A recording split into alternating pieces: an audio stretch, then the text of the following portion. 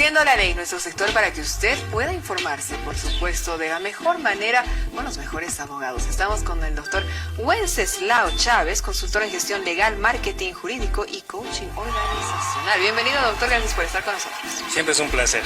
Bueno, vamos a hablar de la ley, vamos a conocerlo un poquito más en nuestro país, y en este caso, el hacer empresa en el país, a veces muchos dicen, no, qué difícil, qué complicado, pero hay que tener claras bastantes cosas, como mantener la paz entre socios, familiares, amigos. Muchas veces la gente se anima a hacer las empresas con alguien más, no unipersonal, pero Correcto. ¿qué es lo que podemos hacer para mantener esa paz, para mantener todo también bajo el marco legal, doctor? Buenos días. Gracias. Y ese es el primer problema, ¿no? Cuando inician las empresas, las personas a unirse y a trabajar, digamos, familiares, amigos. Y hay un dato interesante, ¿no? La mayoría de las empresas, más del 90% son familiares, ¿correcto? Entonces, cuando inicia una empresa, se conforma un equipo. Y ahí empiezan diferentes etapas de vida de una empresa y de un equipo. Pero el principal problema con el que se chocan las personas al momento de conformar empresa es no hacerlo de forma correcta, ¿verdad? Cuando se inicia una sociedad, muchas veces el emprendimiento que es informal es de hecho, ¿verdad? Nos unimos, somos amigos, somos familia, haremos esto, venderemos, qué lindo, vamos a vender, ya. Pero pasa un tiempo y luego empiezan los problemas. ¿Quién trabaja más? ¿Quién puso más dinero? ¿Quién está pagando el alquiler del lugar? Y para solucionar esos problemas es que viene la formalización, ¿verdad? Un tipo societario sería una SRL o una SA. Inclusive, he visto un caso muy particular de una empresa unipersonal que estaba a nombre de una persona, eran dos familiares. Wow, ¿no? pero solo estaba inscrito Pero uno. solo estaba inscrito uno, ¿verdad? Y uno se aprovechó del otro y lo dejó con deudas y fue terrible. Entonces, ese es el principal problema de la conformación de equipos, de los socios, ¿verdad? Empieza la conformación es bonita. Claro, Nos unimos, vamos a ganar, vamos a hacer esto, todo es promesa, lindo, y luego viene la etapa del problema. Es que ahí, doctor, a ver, muchas de estas personas lo hacen solamente de manera verbal. Vamos a decir, ok, 50-50 o 60-40, digamos, se establecen ya sus límites de principio, pero solamente lo hacen verbal. Entonces, ¿cuáles son los problemas de estos contratos? Ahí está, ¿verdad? Y continuamos con lo que te decía. Cuando surgen los problemas de no saber a quién le corresponde qué, quién va a asumir el liderazgo, claro, ¿verdad? Ahí es en esa etapa de conflicto, porque son etapas, ¿verdad? Primero viene la confirmación, luego viene la etapa del conflicto. Y en esa etapa de conflicto es donde se van conociendo, ¿verdad? Y ven de que tal vez no funciona la sociedad, porque ha sido por emoción que ha iniciado. Entonces, la siguiente etapa sería la normalización. Y en esa etapa de normalización, donde ya los problemas pueden pasar de lado cuando una empresa quiere crecer o formalizarse en el caso de que no lo haya hecho, debe optar por una opción, si son sociedades, si son más de dos personas, en una SRL o una SA, ¿verdad? En este campo, principalmente, lo más común suele ser SRL, porque mínimamente son dos socios. Y ahí existe una minuta de constitución donde están todas las reglas que debe tener una sociedad. Entonces ahí se va ordenando, inclusive cómo entra y sale un socio, porque el Código de Comercio establece de que a la muerte de un socio, si no está estipulado en la minuta de conformación, en el acta constitutiva, no pueden entrar a la sociedad los herederos. Debe venderse esas cuotas de capital, ¿verdad? Entonces, para proteger el patrimonio de lo que uno construye con el tiempo, debe tener reglas claras en la minuta de constitución, debe formalizar en esa etapa de normalización, para después pasar a ser un equipo, una empresa que empiece a producir resultados de alto rendimiento. Claro, porque imagínense, si no es una empresa formalizada, y lo decíamos, el contrato verbal muchas veces vuela en el aire, porque no es, bueno, si bien es reconocido en nuestro país, ¿cómo se puede verificar este contrato de manera verbal? Entonces, es bastante complicado complicarse una vez que ha crecido, digamos, bastante la empresa, todavía no es formalizada, puede correr muchísimos riesgos. Entonces, ¿cuáles son los pasos para formar justamente una empresa de manera ordenada con los socios, doctor? Todo equipo pasa por diferentes etapas de conformación, no son 5 principalmente. Es la conformación propiamente dicha, la etapa del conflicto, la normalización, equipos de alto rendimiento y luego viene la disgregación o a veces la venta de la empresa, ¿no? Entonces, en la etapa de conformación es donde pueden pasar dos cosas: o lo conforman bien y se hacen asesorar de forma debida para constituir una SRL, una SA, ¿verdad? Dependiendo lo que vayan a constituir, qué tanto de capital van a usar, ¿verdad? Entonces, si no lo hacen, va a pasar los problemas que te decía, ¿verdad? ¿Quién va a responder qué? ¿Quién paga más? ¿Quién paga menos? ¿Quién trabaja más? ¿Quién trabaja menos? Y lo he visto muchas veces, ¿verdad? Y entre familiares, y a veces entre amigos de toda la vida. Si no está todo claro, todo va a fallar, ¿verdad? Luego, una vez que ya se normaliza todo, empiezan a funcionar mejor con reglas, ¿verdad? Sabiendo qué socio puede entrar en qué momento, discutimos y decimos: nuestra familia va a integrar esta sociedad, entonces ponemos una cláusula de salida y entrada de socios o inclusive de herencia, ¿verdad? Cuando muere el titular de estas cuotas de capital, el porcentaje que tenga, entonces para determinar si esta familia va a ingresar a la sociedad o se va a vender las cuotas de capital para que, en el caso de una SRL, para que la familia reciba su cuota parte, forme parte de la empresa, etcétera, etcétera, etcétera. Inclusive, en la medida de la proporción del dinero, es en la medida de la responsabilidad, ¿verdad? Porque si forman una unipersonal, responden con el patrimonio propio. Si es una SRL, se responde con el patrimonio de la Constitución. Entonces, todo eso es para prever y precautelar el funcionamiento principal de la empresa y también, asimismo, el patrimonio personal que tengan los socios y las personas que están conformando, para hacerlo en orden y que no sucedan esos problemas, porque cuando empiezan esos problemas empiezan los juicios y es más difícil ordenar cuando ya todo se ha desordenado.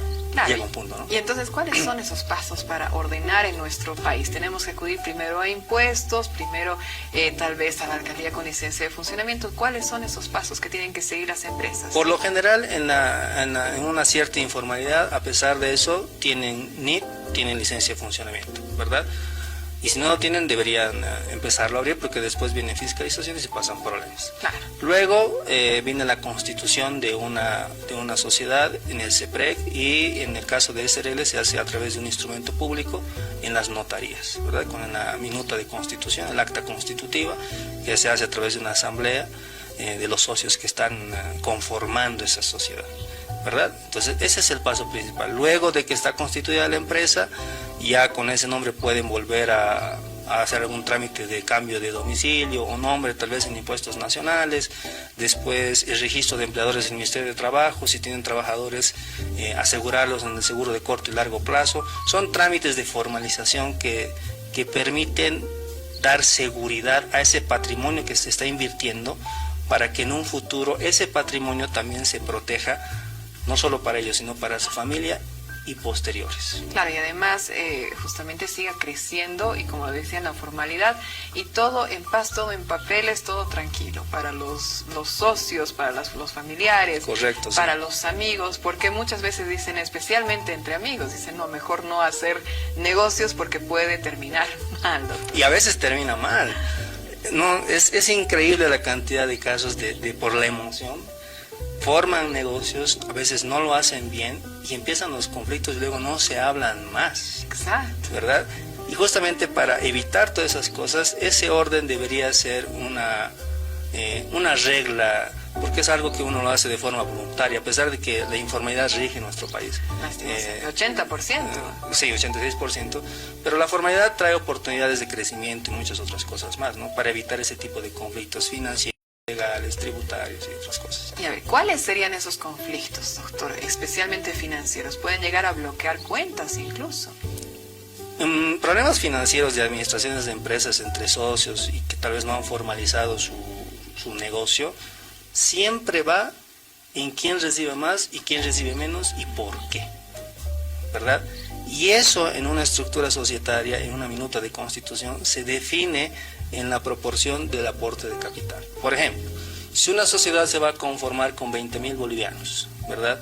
Y uno aporta 10.000 y el otro 10.000, estamos a 50-50, ¿verdad? Si uno aporta 60.000 y otro 40.000, entonces 60% y 40%. Y esto pasa tanto para las ganancias como para las pérdidas, ¿verdad? Aportamos en la medida de nuestras cuotas de capital. Esto en una SRL, que es lo más común después en el inicio de una sociedad, ¿verdad? Porque son mínimamente 2 socios. Claro, mínimamente 2. ¿Hasta cuántos socios pueden ser hasta 32 socios SA? en una SRL, hasta 32. En una SA no hay restricción. No. Ah, sí. En una SRL es hasta 32 socios, ¿verdad? Wow. Pero una SA es un poco más complicado de las reglas de conformación, de que una asamblea. A ver, ¿por qué, doctor? ¿Por qué es más complicado?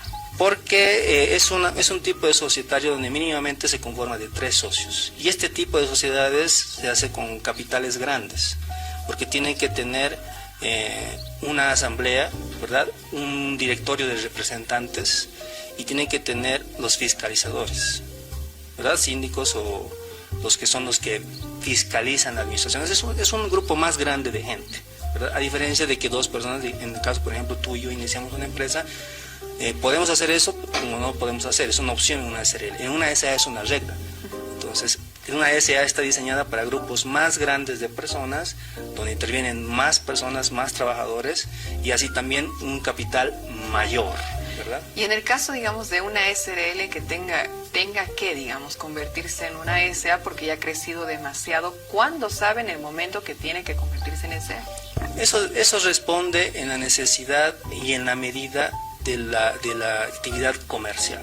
Por ejemplo, si digamos mi operación al inicio era nacional, una SRL, tal vez en una fábrica de plásticos, ¿correcto? Hemos empezado 5 trabajadores, yo soy el gerente y mi primo era el encargado de la supervisión, ¿verdad?